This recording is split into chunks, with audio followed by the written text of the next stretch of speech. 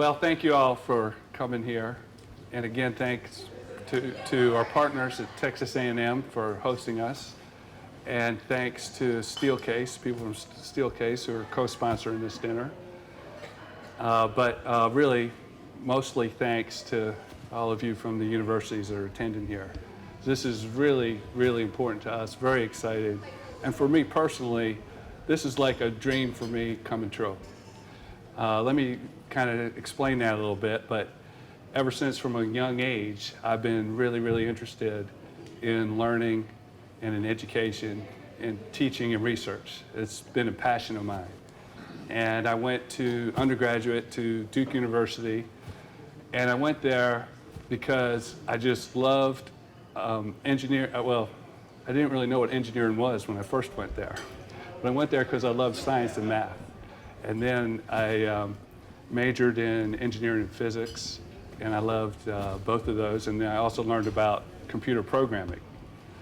And I was just talking to Christian about a project that I had at Duke to program well, I put together the control system for one of these getaway special experiments on the space shuttle.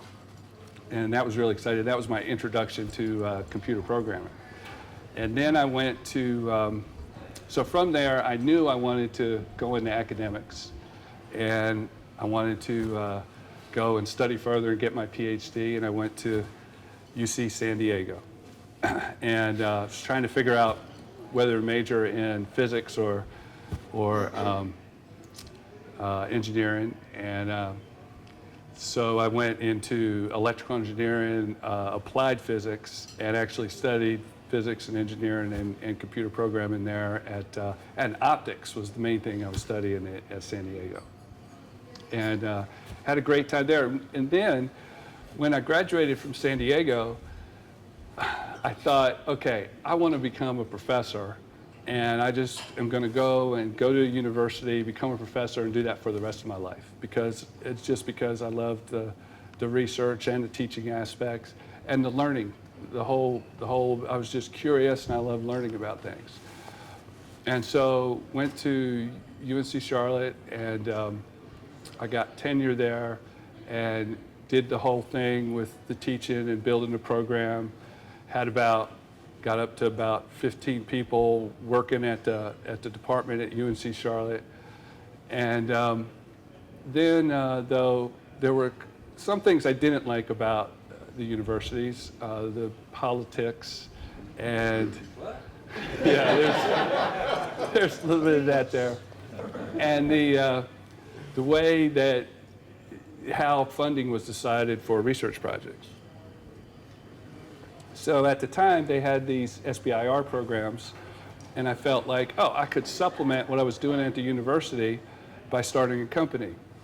So I started this company called Digital Optics, and this was in the mid-90s, and we grew that program, or that company, we grew that with it was mixed at the time between the university research and the research at the company, but grew that and then sold that in 2006 for about 60 million. So it was very successful, got the venture capital, learned the whole business side, and I also started really getting a passion for that whole culture. But the culture at Digital Optics was similar to that university culture and that research group, and where people could be creative and make their decisions and grow with the company and learn. And so had that great culture and really liked doing that.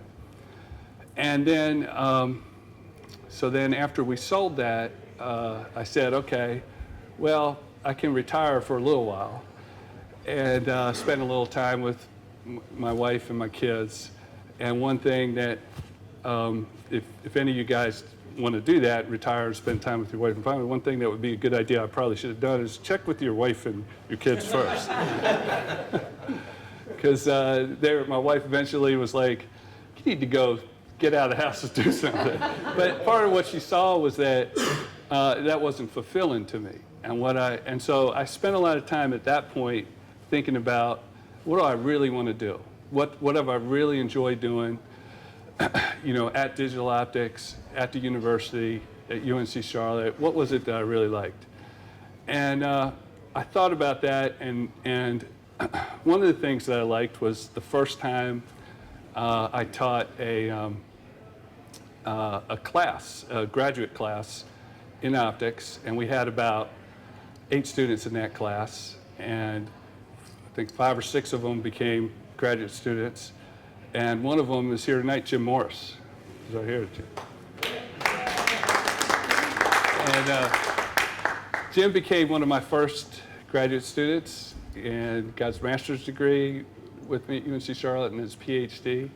And I'll tell you, one of the other things that was a really great experience, the first time you have a graduate student and you go to a conference and your graduate student is up there presenting the research work and people are really getting engaged and they're excited about it, that's a really great experience. So I loved doing that. I had that passion, and Jim and I talked about that. Now, once we sold Digital Optics, a large public company bought us, and it really wasn't the right place for me. And Jim was still working at the company. Jim was like, I do not like doing this. Mike, you got to start a new company. So we talked about what do we want to do in terms of starting a new company, and what did we really like about Digital Optics, what was the best part about it. And I think it was that atmosphere that it created, which is really this learning and teaching type atmosphere that came from the university. And how could we do that with T1V, the new company? And so what we said was, let's do that, let's create that atmosphere, and let's build a company around that. And we noticed at the time that there were a lot of devices. The iPhone had just come out, the iPad hadn't come out yet, and it was very isolating for people. So how could we develop something that would bring people together? Large format touchscreens, they didn't exist at the time.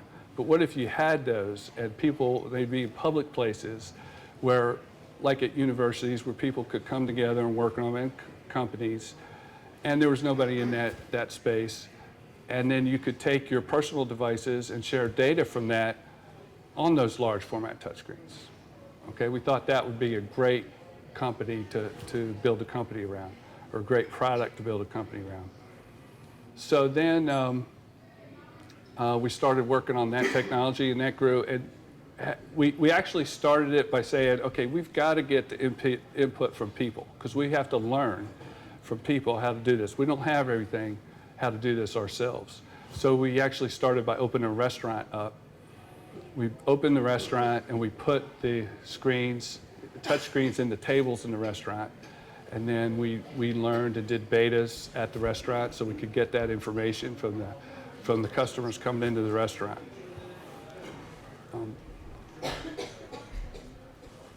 And then what happened was we started selling the technology to companies and to universities. But when we did that, we wanted to do that with the same way what we had done at Digital Optics and what we were doing at the restaurant. Let's get the input from the universities. Let's get that so that we can develop it with them in mind and build it up. So, and then it grew from there. And then, of course, we met the people at Texas A&M, and they've been fantastic working with them, coming together to do this project. You saw a little bit of that today. Tomorrow is I think, going to be really exciting, because you're going to get a lot more in-depth presentation and asking questions and getting answers to your questions on these active learning classrooms. The active learning classrooms, for me, really excited about working on that, because again, it's the same thing. It's getting the students are actually involved. They're involved in the teaching. So how can we help do that? And that's really inspirational for me. So again, really appreciate you being here, because you guys coming here and us doing this event, that's how we learn. And that's what we're about. We're learning from you guys how we do this stuff. We can build the technology, we can do it, but if you guys don't use it, it doesn't mean anything. So once again, thanks for everybody for being here, and enjoy the dinner.